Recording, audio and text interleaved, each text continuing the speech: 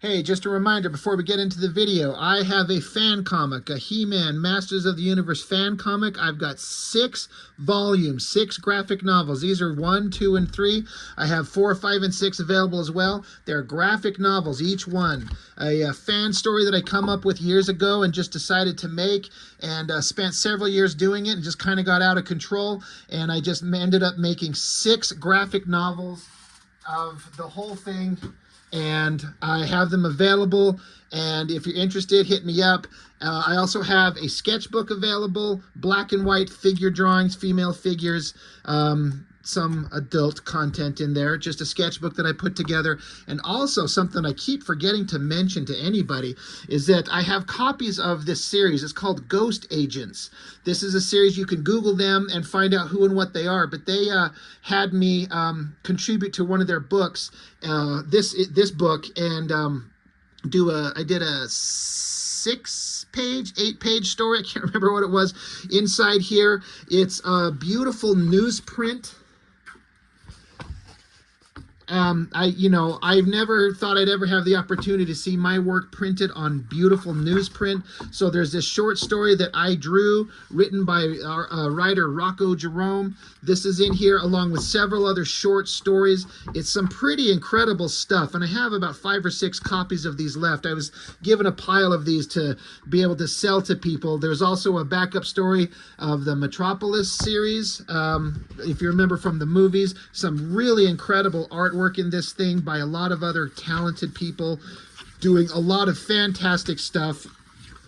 These are pretty shockingly interesting, and I have to say that this art reprinted on newsprint looks fabulous, and I was lucky enough to have the opportunity to be part of it. So I still have a few copies of this thing left. So if you're interested in any of these, message me on Instagram, on Facebook, anything, and hit me up, and we'll see about getting you a copy of these things. So that is all I've got for now, so on to the video. Hey, thanks for joining me. Let's just continue with the darkness for a little bit. I mean, why not? I did issues 1 and 2 just very, very recently, and I was sitting here flipping through the next couple of issues, and I'm like, you know what? Let's just keep going. Why not? They released Darkness #1 this week, and well, I haven't heard anybody say anything about it yet, but I'm kind of curious. Hopefully I'll get my hands on a copy of it soon. Not really sure, but I just want to keep looking at this thing. As I was saying in issues 1 and 2, I'm a big fan of Marc Silvestri. His art style has gone through several different kind of styles over the years, and this is kind of like the middle era of his art. I kind of think of it in 3 different kind of distinct eras. There's the way that he draws now, which is that style that he used in the Batman Joker book, where he's inking himself, and it's a very kind of sketchy, scratchy kind of line work. It's pretty awesome. And then there's the style that he was doing on the X-Men and Wolverine. But then this era when it was in the 90s at the beginning of Image Comics. And this is kind of the way that he's drawing. And all of them are great. I like them all. Depending on what he's doing and how much his heart and soul are into it, every style, every kind of artistic era that Silvestri has looks pretty good. And there's some really good artwork in this. There's a couple of panels and a couple of pages where I'm like, oh man, that shit looks so good. It looks so fantastic. He's so great. And the only thing that holds this book back for me is, like, I just don't particularly vibe with the story. I was saying how Garth Ennis is not my favorite writer. Far, far, far from it. He wouldn't even make the top 20. I've read very little of what he's done, so I can't really truly speak on it comprehensively, but I don't like much of what he's done. The best that I can say is that he throws in some kind of dark humor jokes in these things, and I'm like, that's kind of funny. You know, I like that. Maybe a scene here or there, I'm like, oh, that was an interesting way to resolve a situation. But beyond that, I don't get the appeal. But that's just me.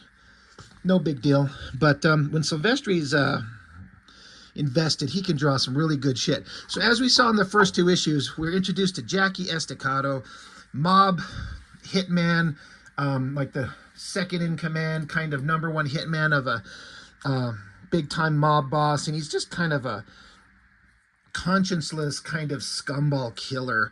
I think he's just 20 years old. Like, there's not much about him that makes him a redeeming character in any way.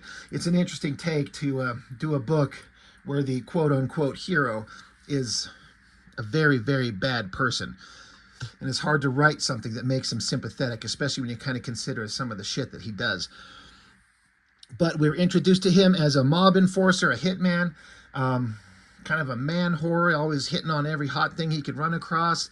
And but when he turns 21, he inherited the powers of the darkness, this kind of essentially infinitely powerful, God, I'm trying to think of a way to describe it, a power, a force of nature, where he can, when he's out of sunlight, in the darkness, hence the name of the darkness, he can essentially create anything. And he's immortal, he's invulnerable, and he can create anything his mind has the capacity to kind of conjure up and think of, up to and potentially including life. So it's an extremely powerful power source. Its drawback is that it vanishes and vaporizes and goes away in sunlight. And one of the antagonists of the book is this girl right here. They call her the Angelus, and she's got a bunch of these winged warrior kind of creatures with her, some kind of agent of chaos. They might look like angels of a sort. In fact, you could almost mistake them for like Spawn creatures, like the angels in Spawn, where they're all kind of a bunch of hot, half-dressed girls. But those are supposed to be kind of like a, I don't want to say like a heavenly kind of angel, even though that's kind of how they're portrayed. But they seem to be essentially the same thing. And they're all boring. But again, when you got Silvestri drawing, I'm kind of on board. You know, there's usually a couple of reasons. A couple of reasons why Silvestri is good at this stuff. And there's several good examples in this book. We're going to look at issue 3 and probably issue 4. But yeah, Jackie inherited the power of the darkness. He's just barely learning how to control it.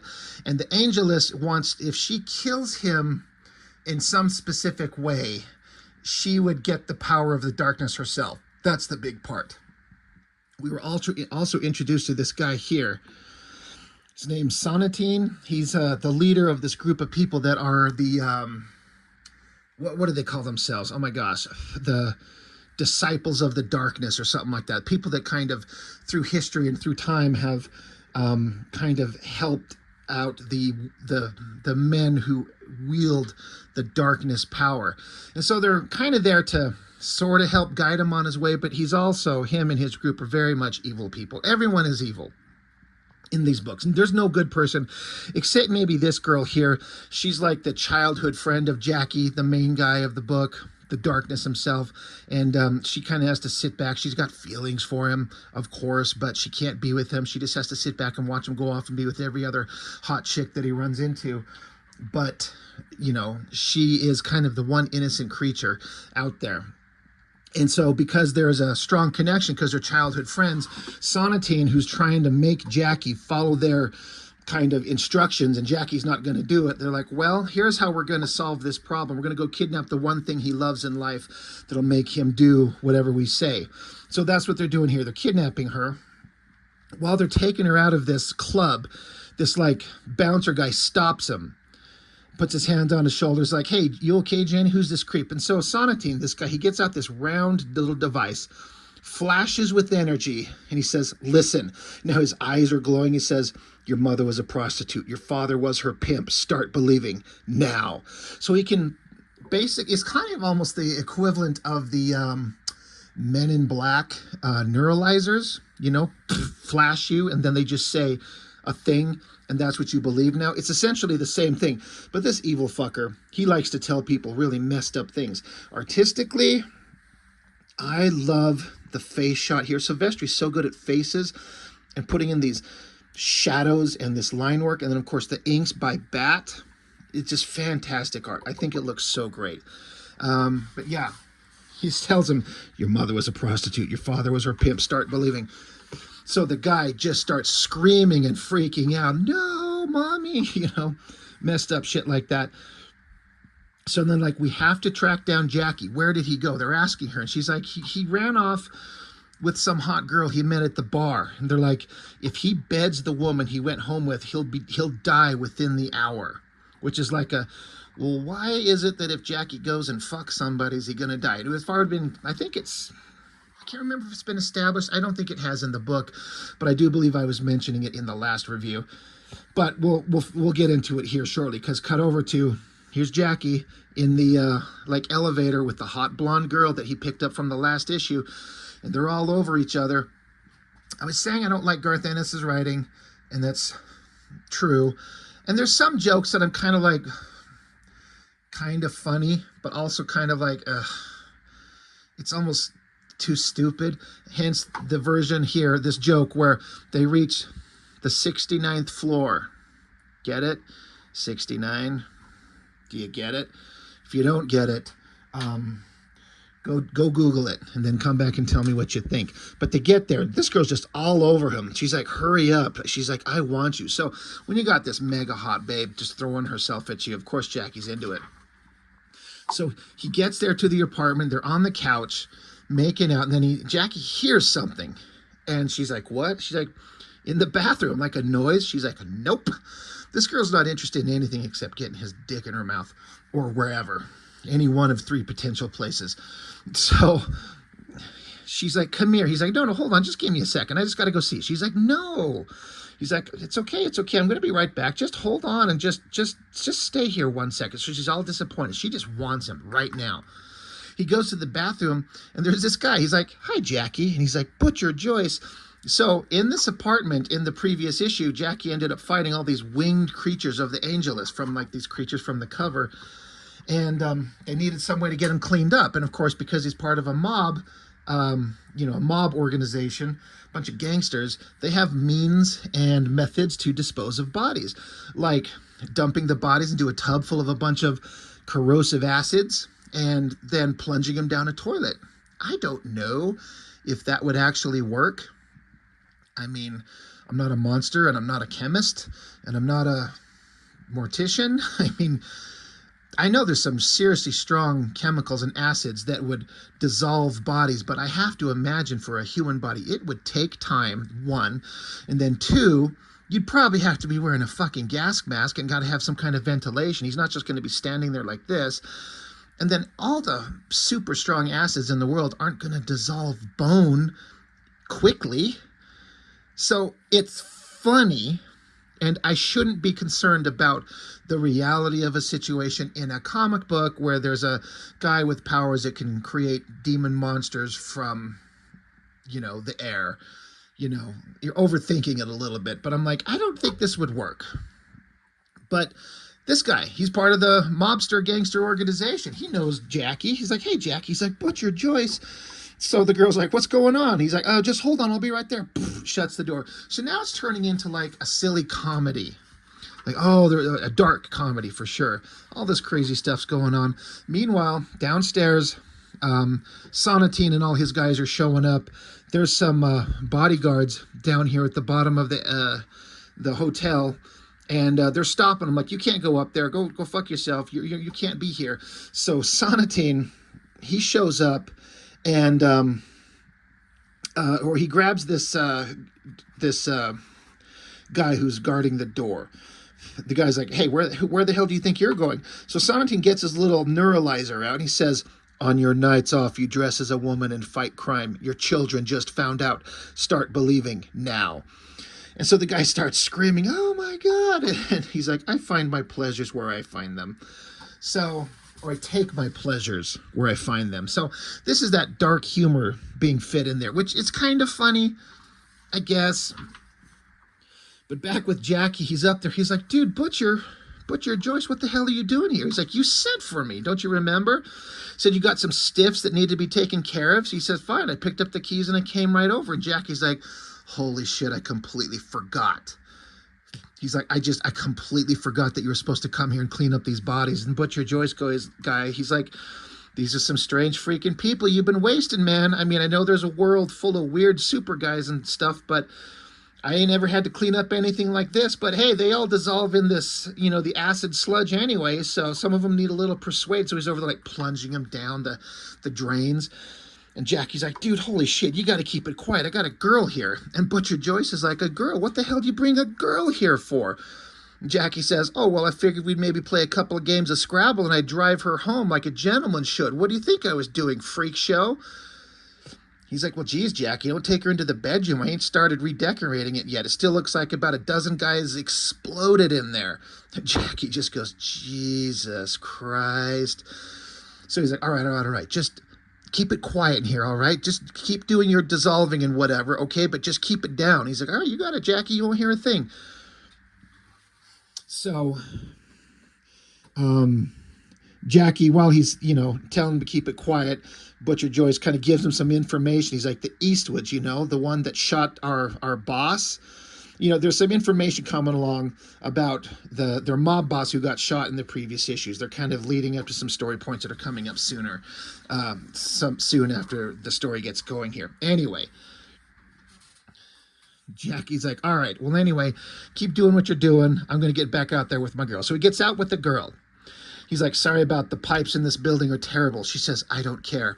He says, and listen, the bedroom's kind of a mess right now. She's like, I don't care. And he's like, thank God. So she still just wants to gargle his marbles. And he's like, oh, thank God. Okay, boom. Somebody kicks the door down. Jackie's like, what now? Again, see, it's all funny. So then there's Sonatine. He shows up. He's like, stand away from that woman now. So Jackie, he's had enough. He just manifests himself into the darkness. He says, you are so dead. Right now, I don't know why you even bothered being born. That's a dumb line. And so he fires off his little darkling creations. And Sonatine's like, dude, I'm here to save your life. I'm here to save your life. He's like, what? He's like, listen to me. So then he explains right here, basically just saying, if you fire your dark seed into that womanly dirt and it finds, a way to grow, essentially, the moment you impregnate a woman, you die. That's how your father died. If you would have had sex with this girl and impregnate her, you're dead. And Jackie doesn't believe it. It's like, fuck you. I don't believe you for a second. The guy's like, well, why? Why would I lie about that? What possible advantage is there for me to stop you from banging this girl? And so Jackie actually stops. He's like, you got a point. Like, what advantage would there be? So while all this insanity is going on, Butcher Joyce in the bathroom, he opens up the door. He's like, dude, I heard some screaming. You need any help? And then we just see from Butcher Joyce's perspective, he sees the darkness, monsters, hot girl, bad guys, soldiers, and Butcher Joyce just shuts the door. He's like, all right, I'll just leave you to it then. So then Jackie kind of makes the darkness outfit kind of, disappear, disintegrate. He's like, all right, what's going on? He says, I told you, you cannot risk fathering a child. You will die. Once again, the darkness will lie dormant, locked away in a useless mortal's body until they come of age at 21. If you would have stayed earlier when I was talking to you instead of storming out, I would have explained this to you. And Jackie's like, I don't know. This is stupid. The girl, she's still there. And she's just like, these guys are insane, Jackie. Send them away and get to fucking me. Get a shot of her ass up here. And Jackie's like, dude, you're taking this all pretty goddamn quickly. Like, how can you have just seen everything you just have and you're just kind of fine with it? She's like, well, maybe I've only got one thing on my mind. And Jackie's like, I never thought the day would come when I would say this, but I'm just, all of a sudden, I'm just not in the mood. And so Sonatine tells the soldiers, get her the fuck out of here. So the soldiers grab her, walk her out. So Jackie starts saying, all right. You're saying that I can't get anyone pregnant or I'll die, right? That isn't a problem. He's like, I'll just have to be careful. I've always been careful, but I'll just have to be more careful. And Sonatine's like, and you know a form of contraception that is 100% effective? So we get this close-up on his face, on his eye, and this look of realization, the shock and this horror comes into his eyes. And he just screams in terror, in horror. So, because he's saying there's no such thing as anything that's 100% effective. This is another element that I get what they're saying. But, I mean, it's not the end of the world. And I'm not saying like, oh, just don't be banging people, Jackie, because that's not an option for him. But it's like, I mean, you can have relations with someone and not put a baby in them, I don't know about you fellas, but I've been with a few girls in my life. I've never put a baby in anybody that didn't want it. I'm about to turn 49. It's like, it's possible. It can be done. Maybe just find some hot girl that's had her uterus taken out. You know what I mean? Take her up the other tailpipe. You know what I mean? Do something. Like, it's not over. But Jackie seems to think that everything is done. It's just, so he screams. And while the soldiers are taking the hot blonde girl down away in the elevator, they're like, what the hell was that? That sounded like a howl of soul, the howl of a soul in torment, because he can't fuck anything anymore, presumably. So hot blonde girl just starts talking to herself. She says, I have failed you, my lady. And we see the Angelus, who basically looks like she's sitting here naked, which I'm all about. I gotta say, I like Silvestri's silhouette of that girl right there. It looks really good. I like the hair and the horns and everything. But you find out that this blonde girl is an agent of the Angelus here. She's like, I have failed you. So obviously the Angelus sent this girl to go get pregnant to steal the power. But we only find that out now. So like, okay, we see what's going on. So the Angelus, the queen, the main one, she says, yeah, you have failed me. There was only one way left for you now. And so the hot blonde girl, she's like, I don't want to end it. I don't want it to end this way. I have enjoyed living these brief few hours, walking as mortals do. Is there no other way? And the soldiers are like, who the hell is she talking to? And so the Angelus has like this, her number one hot slut babe that's always with her, like her, second in command. And the second in command girl says, do not anger the Angelus by forgetting your place, creation. Do as you are told. So the hot blonde girl's like, as you wish. And so the soldiers say, look, honey, I don't know what you're tripping on here, but here's the deal. You forget everything you saw tonight, and you walk out of here a very rich little girl, right? Sound good? But then there's a bright flash of light, and all the soldiers start screaming. Oh, shit. Back with Jackie, he's on the ground basically crying, no, this can't be happening. And Sonatine's like, dude, for God's sakes, calm down. He's like, calm down. I can't have sex. You don't know what this means. And so Sonatine says, you are the champion of the darkness, Estacada. You're going to have to find there's a lot more to life than fornication. And he's like, get a grip on yourself. And Jackie just can't stand it. His life is just over. And he's just pissed off at this thing. This whole situation is just stupid. Anyway, back out in the hallway with the elevator, like wormy little helper guy, of the helper of Sonatine. He goes out to the elevator, the door opens up, and just a pool of blood and body parts pours out. And he's like, holy shit, Lord Sonatine, an Angelus warrior is here.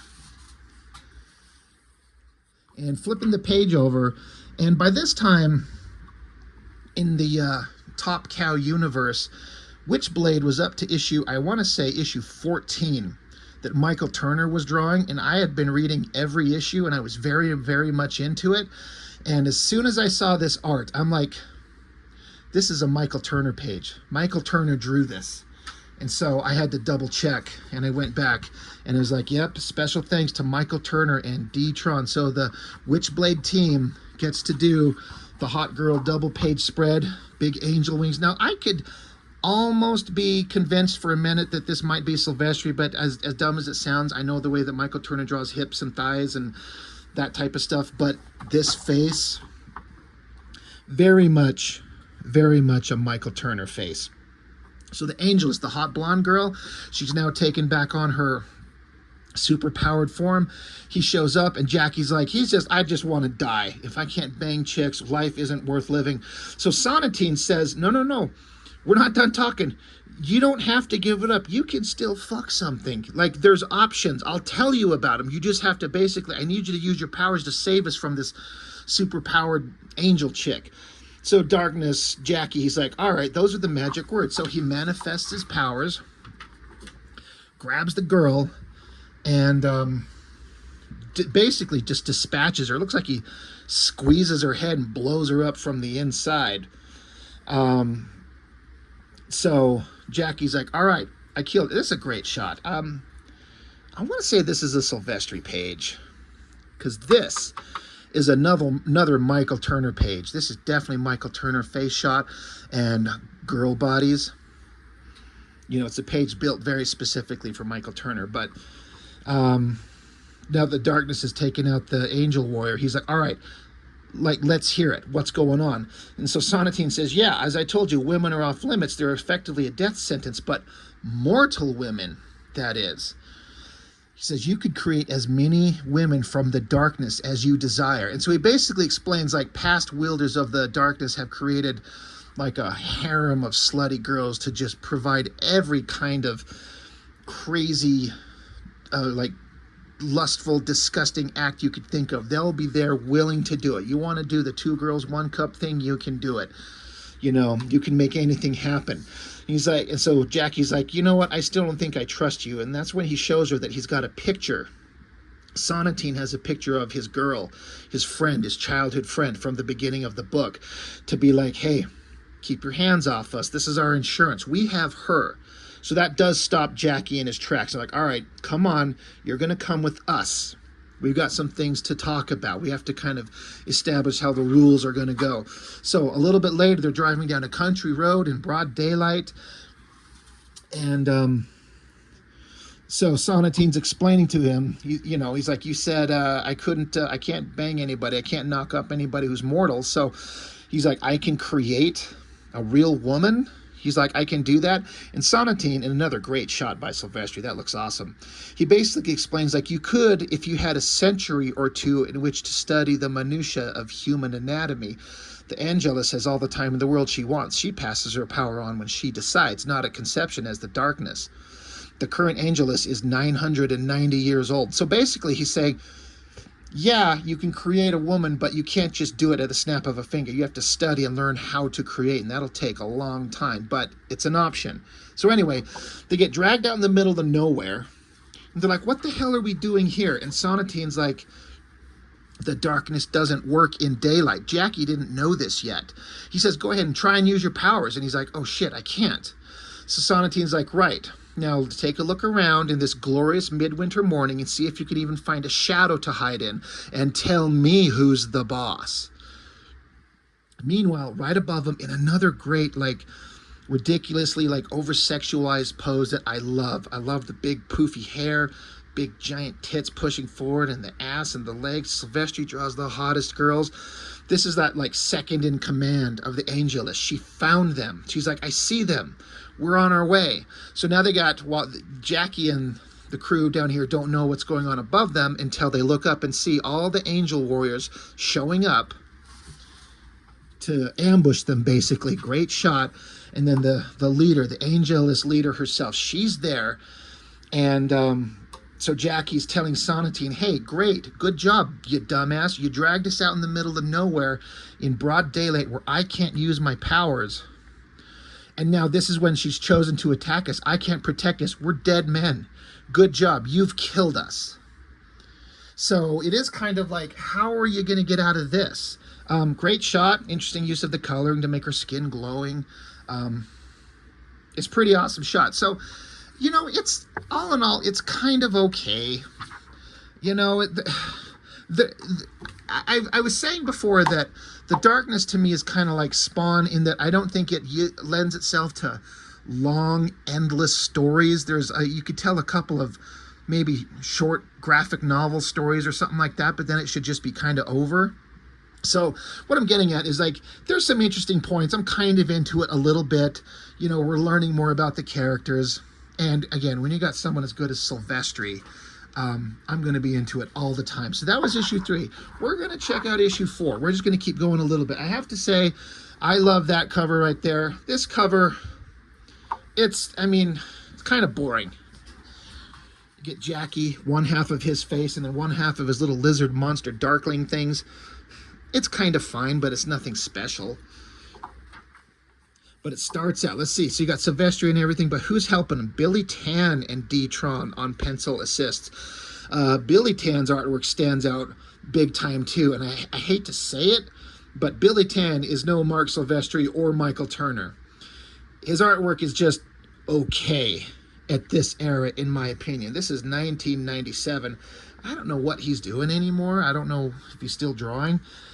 You know, talented guys, but when you're going up against Silvestri and Michael Turner, it's going to kind of be a rough ride. But when we get to have, again, Silvestri just drawing hot, half-naked girls with giant tits and beautiful bodies and hips and legs and wings and horns and swords and spears and hot little slutty helpers, I'm like, oh, Silvestri was drawn to, or born to draw this type of stuff. Or maybe I'm just a childish pig. Either way, I'm into it. But she's there giving a big speech. I'm here. I'm going to kill you. Sonatine, you're an idiot. You know, you're not going to get away. So, you know, how are we going to get out of this situation? So we get a reasonably awesome spread. It's interesting to take this random silhouetted, just mobster normal guy right here up front, because you got Jackie and Sonatine and then his helper.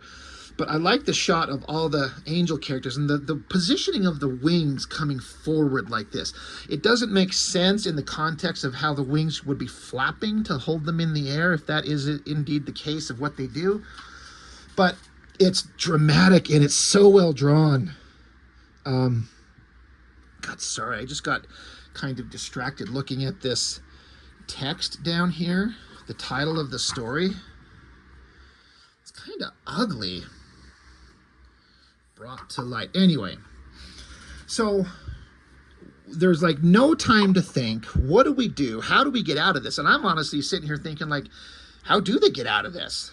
None of these mortal men with their guns are any match against these creatures. So Jackie, he's asking Sonatine, he's like, dude, you got into this. You got any brilliant ideas on how to get out of here? And Sonatine says, well, yes, actually, I thought you might defeat this bitch with your withering sarcasm, seeing as how it's the only thing you're good at. And so Jackie says, I suppose the Angelus is bulletproof like her warriors? He's like, yeah, definitely. The only one who might be remotely susceptible to gunfire would be the familiar hovering beside her. So the chick with the dark hair. This one here, her there. Man, he draws hot ladies. He says, I told you, both you and the Angelus can create mortal companions, and that one is most definitely mortal, presumably our opponent's lover or confidant. So Jackie's getting some information. Meanwhile, one of the randos in the background, one of the red shirts, he gets exploded. And the Angelus is saying, I wanted to be sure I had your complete attention. You know, your time is up. So again, I was wondering how they were going to get out of the situation. I actually think it's kind of clever what they did, being that they know that this one girl is the only one who might be mildly susceptible to gunfire. So Jackie grabs a 6-shooter, a revolver from Numbnuts over here, and he fires some shots. You know, there's only sound effects. This is me being like splitting hairs, but it shows that he only fires 4 rounds. Boom, boom, boom, boom. But if you count, he actually fires 6 shots, because there's 1, 2, 3, 4, 5. He puts a bunch of holes in her wings and then also shoots her leg. So he takes out her wings and her means to stand. So pow, pow, pow, pow, pow, pow, pow, pow. And so now that her wings are shot, she falls to the ground. I know I've said this about 5 times already. I'm going to say it again. There'll probably be at least one other time I'll say it again. But Silvestri and his female figures, he is so good at this. But it's a clever thing to do, to take super hot girl and clip her wings and her leg, and so she falls to the ground, and the Angelus is like, she's actually freaking out. She's like, no, oh my God, save her, catch her. Angelus should have been smart, left her ass at home. She falls to the ground, you know, busting up her wings. Jackie jumps on her, pulls out a knife, and puts it to her throat, and he says, you come any closer, you know, I'll cut her throat. And Angelus is freaking out. If you hurt her, she says, I'll do all these horrible things. And Jackie says, sure, all right, you say so. Here's what's going to happen. I'm going to get back in the car. We're going to take her. You're going to keep your distance, or I'll turn her neck into a fountain. I guarantee it. And so she's actually like, she doesn't want this girl hurt. So she's allowing it. She's like, you hurt her, I'll kill you. So they drag Angel Girl, get into the car, and knife at her throat, gun to her head, and they take off. And Angelus is freaking out. She's like, I'll find you. I swear to God, you know. Yeah, they're driving away, and Jackie says, we'll be in touch just as soon as we think up some demands that'll really piss you off. Like, that was kind of funny. So they drive off back into the city. Oh, look, there's a big semi-truck. Can't see it. I'm looking through the camera. I've got the camera positioned. But as they drive by this big semi-truck, and oh, look, isn't that cute? It says Top Cow on the side. But they've got the girl trapped, and they're like, all right, well, now what? You know, Sonatine's like, well, we still got your friend Jenny. We've still got her. And so what are we going to do? What's our next move? What is our plan going to be? So Jackie, he kind of comes to a resolution for himself. He's like, all right, look, I know you've got plans. I don't like you. I don't trust you, but you obviously know more about this than I do. And there's a lot bigger things out there going on in the universe that I don't know about. And so it would be in my best interest to, you know, probably basically work with him. She says, all right, how about this? I need 24 hours to button up some certain things in my life. And then when I'm done, I'll go with you. And so Sonatine's like, all right, that's a deal. You got 24 hours to go wrap up your own personal affairs. And then, you know, we'll go about it together because it kind of seems like the only thing to do. Cut to a pretty awesome giant double page spread, big city shot as the Angelus herself, she's up here on top of the building screaming, find them, scour the city. The sun is setting. You know, they have the girl, whatever her name is, get her, find Estacado, make them suffer, or I'll burn the world to ash. I'll kill you all. Find them and bring her back to me. So she's freaking out. She wants her little creation found. That's a pretty awesome shot. I love the coloring with the sun in the distance and kind of it's just basic 1-point perspective, honestly, but utilized this way, it looks pretty damn good. So now this gives Jackie the opportunity. He wants to find out. He still needs to find out because somebody tried to assassinate I think it's his uncle, basically the leader of his mob organization that he works for. He was shot. Somebody tried to assassinate him back in issue 1, and they still don't know who did it. And so Jackie's trying to find that out. So he goes digging up to some people into this bar, and he tracks down these 2 guys who either the ones who did it or they know who did it. So he finds them. He shows up. He starts giving them some attitude. He's going to get some information out of them.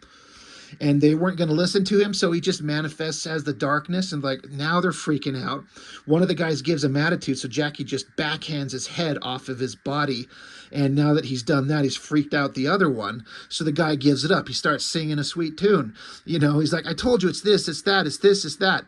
And he's like, Jackie's like, yeah, I find that hard to believe. And he's like, I swear to God, come on, it's the truth. I told you. And he's like, yeah, you did tell me, and maybe I should let you go, but you also put a bullet in my Uncle Frankie's chest. So darkness, you know, Jackie takes his hands and puts his like fingers up his nostrils, and basically he's saying in the text that you could feel the tendrils crawling through his body. He's like, it's pulling muscle off of bone and skin away from meat until you're ready, and just rips his skeleton out of his body. That's a pretty messed up and pretty awesome drawing. That looks pretty great. So Jackie, with his powers, can do some pretty grotesque things. He's a psychopathic killer. Like, he's not a hero. And he's no one to look up to. But he is the star of the show, so whatever. Anyway, now we cut back to... Now, this is where a different artist takes over. Again, the artist, Billy Tan, is doing the best he can do. But it's, you know, it's super obviously not Silvestri.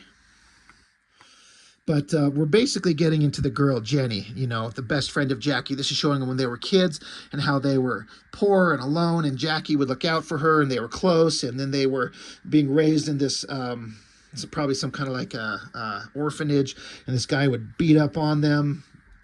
You know, just a terrible upbringing, and Jackie would look out for her, Jenny, and, you know, take care of her, but then eventually mob boss guy shows up. And he says, hey, kid, come on, you're coming with me. The guy who is running the orphanage or whatever, he's not going to let him. So the mob guys beat the shit out of him and take him away. And so Jackie and Jenny have to kind of say goodbye, but they kind of stay in contact, and they grow up together, and they're best friends. And Sonatine, he's kind of laughing at it. He's like, oh, isn't that cute? He grows up to be the psychotic like ruthless murderer, a rich guy, a womanizer, but you don't care about all that horrible stuff because you're in love with him. And then you get to watch him from behind the bar, and he's taking out every pointless bimbo that he can find, and it breaks your heart because you're in love with him. Aw, isn't that sad? Like, he's just making fun of her. Anyway, we cut back to Uncle Frankie.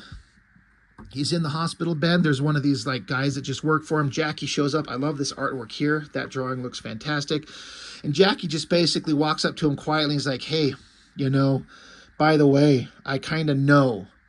I know. And so the guy puts a gun to the back of Jackie's head. And what he's basically saying is, I know that you're the one who ratted us out. You're the one who betrayed us. And you're the reason Uncle Frankie's in bed with almost dead. And, you know, he kind of explains all the reasons why he gave up, you know, why he betrayed them. And Jackie's like, okay, good to know. And so, boom, just becomes the darkness, throws the guy out the window to a horrible death. And Uncle Frankie wakes up and he's like, hey, I'm awake. I'm okay. I'm going to live. You're going to be fine. And so Jackie's like, all right, well, I've taken care of that. I've wrapped that up. I got to take on the Angelus and then Sonatine, the, you know, finally the best for last. So anyway, the end of issue 4, it's kind of taken the familiar kind of story beats that you would expect from something like this. But you know what? It's kind of okay. You know, it's like I've said that it's not a story that completely fascinates me, but the setup and the build up to it, it's kind of fine. But again, honestly, the thing that's just keeping me entertained is Silvestri's art. And that's it. If this was like a mid-tier artist doing this stuff, I wouldn't be a fraction as interested. It wouldn't hold the same interest. You know, the unfortunate thing is the story ideally should carry it a long way, even if the art in it is not fantastic. And I have to say, in my opinion, the art is fantastic, and so therefore it kind of raises it up several levels above its normal station in life if it was some other artist. That's just my opinion. You know, if you think differently, I totally understand, but this is just kind of okay for me. It's not great, but it's okay. So anyway, Darkness, number 3 and 4. If there's one thing you can take away from this, it's that I'm a perpetual 12-year-old boy who just thinks that hot girls are the greatest thing ever. And when you have somebody like Silvestri drawing it, you got my attention. I'm just a perpetual child, and that's fine. I can live with that judgment. Anyway, that's all I got for now on this one. Thanks for watching. I appreciate it. I'll see you next time.